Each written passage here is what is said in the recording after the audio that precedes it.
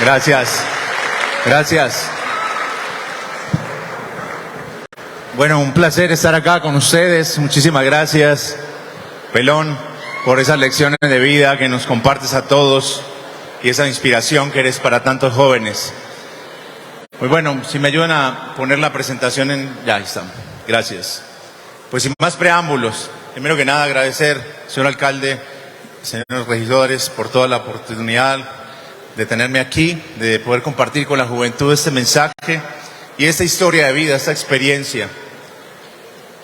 Cuando yo tenía 16 años, tuve que cambiar mi nombre legalmente. Yo ahora me llamo Juan Sebastián Marroquín Santos. Cuando las personas se me acercan, me dicen, ¿cómo te llamo? Te llamaré Juan Pablo, te llamaré Juan Sebastián.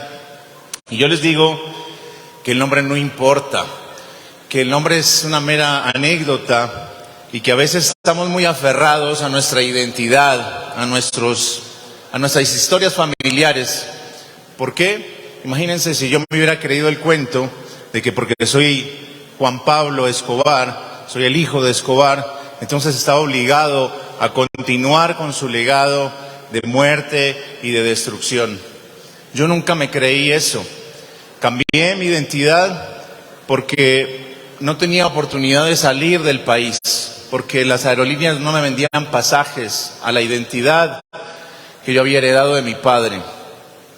No habían restricciones ni órdenes judiciales en mi contra, pero sin embargo había un gran prejuicio respecto de nuestras personas. Pedimos ayuda a la Cruz Roja Internacional, al Vaticano, a las Naciones Unidas, para tener un espacio en el mundo donde vivir y estar tranquilos, y eso no fue posible en ese momento. Por eso cambié legalmente mi identidad.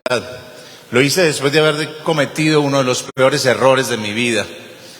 Yo a mis 16 años amenacé de muerte a todo un país, amenacé con vengar la muerte de mi padre. Son palabras que siempre se van a quedar en mí, y aprendí de ahí el poder que tienen nuestras declaraciones. Solo si ustedes revisan esas amenazas, duraron como 5 segundos, pero se convirtieron en más de 3 décadas de exilio para mí. Por supuesto, yo no dimensionaba el poder que tenían mis declaraciones en ese momento. Era un chico de 16 años, su padre había fallecido recién. Reaccioné con violencia, me llamaron los medios de comunicación, no supe manejar la situación. 10 minutos después, tomé el teléfono, llamé de nuevo a los medios y dije, me arrepiento de lo que acabo de decir y me comprometo, y hice la promesa también pública de que haría lo posible en Colombia para lograr la paz. Si algún día yo tenía esa oportunidad y ese poder. Se me recuerda más por las amenazas que por mi promesa de paz, que es la que he venido cumpliendo hace 30 años de manera ininterrumpida. Ese compromiso con la paz lo he venido cumpliendo sin claudicar ni un solo día. Y no es que simplemente decidí hacerlo, esto es todos los días que me levanto y decido seguir siendo la misma persona. Aquí quería mostrarles un poco la historia de mi padre, quién era él, de dónde viene, porque a veces tenemos una versión muy distorsionada de su historia en virtud de todas estas series de televisión que nos van contando una versión bastante hollywoodense, bastante alejada de la realidad que nosotros sí vivimos en carne propia. Yo mi historia no la viví en la televisión, ni me la contó Netflix. Yo sí la viví, tanto como las otras víctimas que estuvieron ahí, en carne propia. Mi padre fue un hombre, un campesino, que se crió en una familia entre 8 hermanos y hermanas. Mi abuelo trabajaba la tierra, era un campesino, mi abuela era una maestra rural.